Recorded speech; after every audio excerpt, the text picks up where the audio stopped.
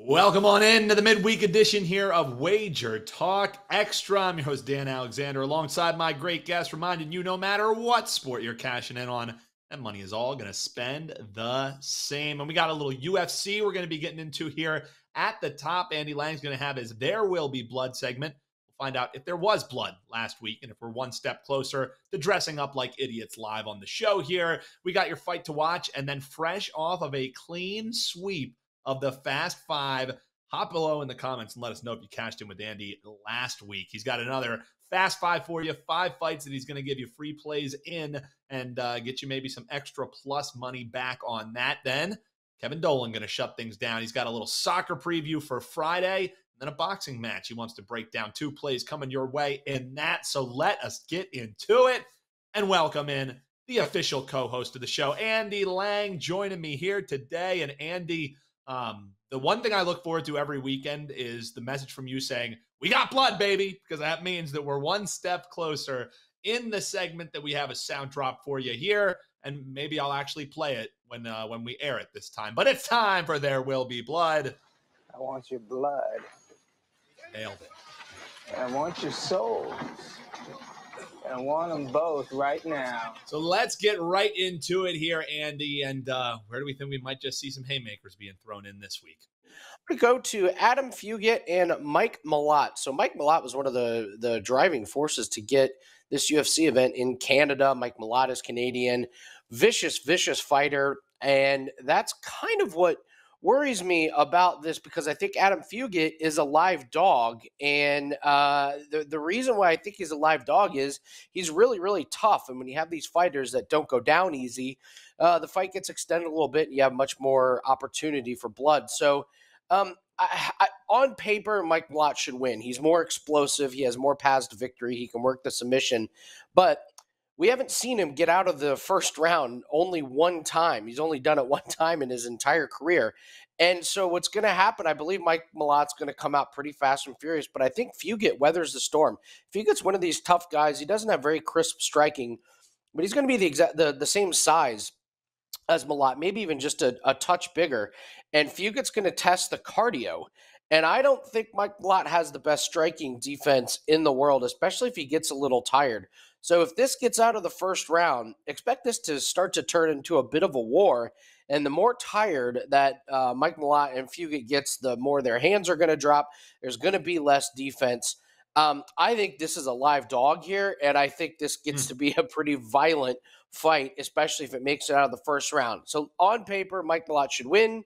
If he is going to get the finish, it's going to be in round 1. But as soon as that fight gets out of the first round, if Fugitt can weather the early storm, especially because Malott's fighting in front of it's going to be an amazing Canadian crowd. Look for Fugitt to do some damage. Wouldn't surprise me if both of these guys ended up bloodied at the end of this. I think this is going to be a little bit of a war here. Fugitt's not getting much respect. Expect this to be a bloody fight there at the end, though. Wow, and it's perfect that there will be a Canadian crowd behind them. On Wager Talk today, and Prez was the one that was introducing it. You know, he would have said Malott and Fugitt. So it's naturally a Canadian one, and it's naturally going to be our There Will Be Blood fight. And Andy, what's our record on these bad boys getting the blood before we get into our fight to watch here? Because I think we got to be getting close to dressing up like the Flares. I believe we are sitting at 7-3. We had a week off. So then we cashed on Felipe Lins. That gets us to 7-3. So we're about halfway there and feeling good. Feeling really good. By the time winter rolls around, we're going to be over that mark, and you and I will be dressed up like the Flair family. And who knows? Maybe it'll even be able to tie in. No, we would need to get quite the run here. If we were able to tie it into the Wager Talk meet and greet and just be out there signing autographs like the Flair family, that'd be pretty badass. All right, Andy, bad jokes aside, let's get into your fight to watch here. Number 1, what is your fight to watch, and why are you so excited for it to be up on the TV? Oh, this is just going to be a blast to watch. I expect this to be the big war on the card. Dan Ige versus Nate the Train Landwehr. And honestly, we want Nate to win because he gives incredible interviews after his fights. That's one of the most entertaining part of a Nate Landwehr fight. So we'll start with Dan Ige. He had lost 3 straight before his last fight where he absolutely sparked Damon Jackson, knocked Jackson out unconscious. And Ige is going to need to rip off a few more wins to really move up the rankings. That 3-fight losing streak really cost him. And Nate, so how do you describe Nate? Well, when he first started in the UFC, he would come out way too fast, way too early. He would gas himself, and he would end up getting knocked out. He's really calmed down, and he's started to show a lot of patience. He had a fight with David Onama that was just incredible. I mean, both guys looked into the world multiple times during the fight. Somehow he survives. And then he has a really good fight. He has a really good fight in his last one against an opponent that wasn't very good. But Dan Ige is going to be just a little bit shorter than Landwehr, and both these guys are really going to stand on the feet. However, if Landwehr wants to work the takedowns, I think that might be a small advantage that he has. And therefore, I think this price is way out of whack. They've got Dan Ige at like a minus 250. And I think that's crazy because I think both these guys are more than capable of knocking each other out. And if Landwehr's got a slight advantage with some takedowns and maybe some groundwork, maybe he can steal around. But I think either one of these guys can catch the other one sleeping with a really good shot. I think the striking defense of Ige is a little bit better than Landwehr. But Nate, man, is so tough. He's going to absorb a lot of those shots. And I don't know if Ige is going to be able to knock him out with one shot. It's going to take a barrage of hits. And in a fight that either guy can get sparked and knocked out, give me the dog here on Nate Landwehr. But regardless of who wins, this is just going to be one of the most fascinating and interesting, and I believe the most entertaining fight on the card, especially if this thing gets into round 3. Expect both guys to put on a hell of a show. Both of them desperately want the win. Nate is on a really nice winning streak. Dan Ige needs to start a new winning streak to move up the rankings. So for me, it's dog or pass in this fight, and I do not want to bet any time props because either guy can get finished at any one time. But, man, I'm looking forward to this fight the most on the card. That was really, when I was hearing you breaking down, I was thinking, could this be, a potential not to go the distance fight or an under round? But as you said, it could come at any moment. Just enjoy it. Probably kind of just sit back, kick back, relax, and enjoy this fight. It's going to be entertaining as hell. Copy that. So I'll be doing that this weekend. Hopefully you're doing the same, and hopefully you're cashing right alongside Andy Lang because he is running hot. He's got another big ticket play loaded over at wt.buzz/AL. What do you have locked and loaded for the clients as we head towards the weekend, Andy? Well, believe it or not, the best value in MMA is the PFL event, and we have a play that is up there. This is a very gettable card. I'm more excited about this event as far as profitability than I am the UFC card. PFL has had a lot of problems with they had 9 guys fail drug tests. So you have a lot of replacement fighters. You have a lot of replacement fighters this week and fighters that probably don't deserve to be in these fights, which means we have a lot of betting opportunities, a lot of guys to fade. So really encourage everyone to grab that PFL play. We're number 1 the last 365 days in MMA plays. We're plus 38 units in all sports in the month of June. And it's only June 7th. So we're off and running. I expect a really, really good weekend. If you want to grab a 3-day or 7-day pass, I highly recommend that. Dan, you did a great job with the cross. Perfect sweep last week. We already have a couple plays up. Should be a really, really big weekend with MMA and some of those other sports. But by far the best way to take advantage of our sports and to be the most profitable is to grab a 3-day pass or a 7-day pass so you get all the plays. So in PFL, they say, hey, random drug test coming up. And they're like, randomly, what drugs are we testing is what it sounds like. Well, they changed what they were testing for. And there were a couple guys. There were a couple of guys that came over from the UFC that was like, "Wow, they look really good." And then, that's why. So yeah, it's going to be a strange fight night in PFL this week. It was the antler spray that they got from Ray Lewis. I didn't know we weren't allowed to use that here. All right, so PFL, and that's a huge thing too. That's worth mentioning is that when you hear combat sports, a lot of times people just call it UFC. When they're talking about MMA, often you'll hear people just in casual conversation that say, "Oh, UFC fighting." Of course, UFC is a conduit of MMA. Bellator, Cage Warriors, exactly. LFA, a lot of factions to make money on. And you could argue that those lesser known ones, I guess lesser publicized ones would be the better way to say it, is really where you can make some great bets in, and that's what Andy Lang and his team does. Alongside hopping in, giving some lacrosse plays, 3-0 sweep. Let's keep that momentum going. But Andy, speaking of sweeps, you swept Fast 5. Hell of a week for the Andy Lang crew. Let's try and do it again because it's Fast 5 time for the folks here. Yeah, clean sweep. So if you parlayed all of them, that was a really nice payout. And let's jump to 5 plays that I think you can put together for another one. Man, I'd love to go 5-0 again. Let's just go 4-1, hopefully. So we will start with the first play. I'll go with Miranda Maverick and Jasmine Jazzy DeVicious over 2.5, or you can take this fight to go the distance. Both females are going to want to try and grapple and get this to the ground. It's going to be kind of a long, plodding fight. Who can get the best body control? I don't think either one of them finishes. I don't think they even get close to finishing because their strengths are kind of the other one's strength as well. Take over 2.5. David Dvorak is fighting Steven Urseg, who's a last-second replacement fighter from Australia. Take this one to start round 2. Urseg likes to push up against the fence, try and get takedowns. He eats up a lot of time. He's not going to be able to do it against David Dvorak. Dvorak should stick and move, piece him up on the feet, but this is going to make it into later rounds. Chris Curtis and Nasruddin Imavov. I'm going to take this one to start round 2. Chris Curtis has got one of the best striking defense and takedown defenses in the UFC. Imavov just lost a long 5-round fight to Chris Curtis's training partner, Sean Strickland. I expect this to be on the feet. Both guys have really good defense. This is going to start round 2 and probably go the distance.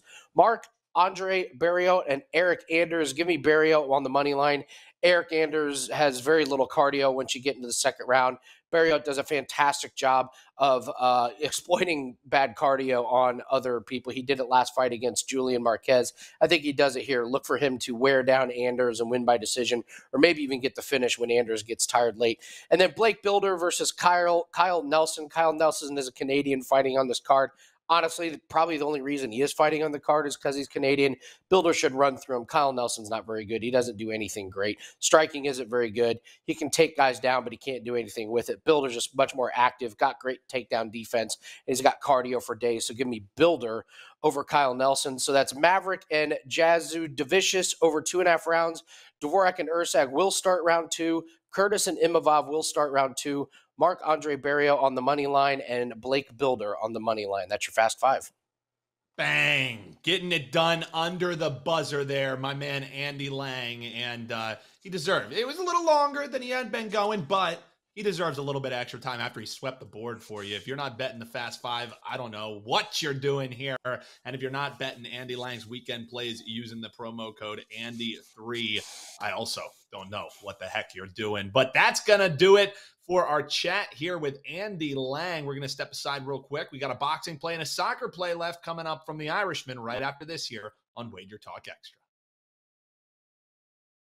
Welcome on back here to WagerTalk Extra. We got ready to go for the UFC with my man Andy Lang. But now let's welcome in the Irishman, Kevin Dolan. He's got a soccer play for you and a boxing play that we'll get into here. But let's start on the pitch, my man. The Sligo Rovers taking on Shelbourne. How are we going to be breaking down this matchup before you give us the side that we're looking towards?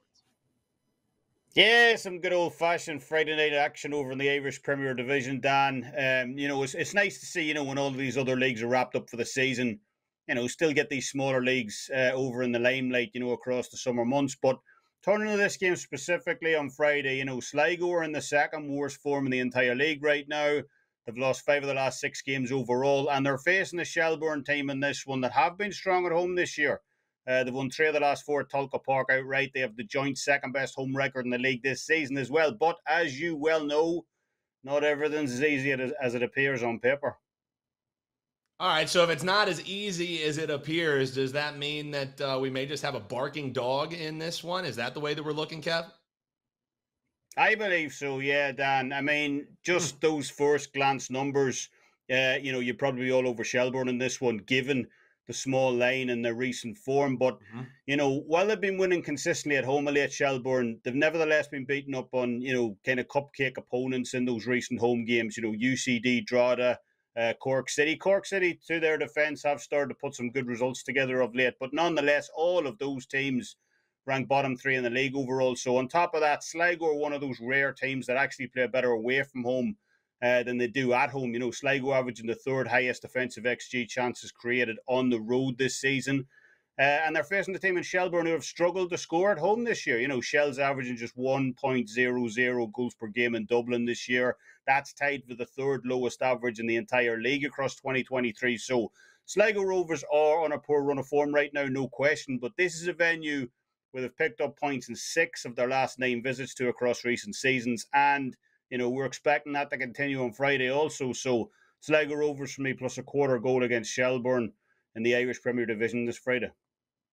Sligo Rovers, and you saying that just works perfectly with the accent. It was like you were made to pick that side there. So hopefully we get it home. A little free play there in soccer action. Again, that one going on Friday. You grab that line over at DK, so keep your eyes out for that. All right.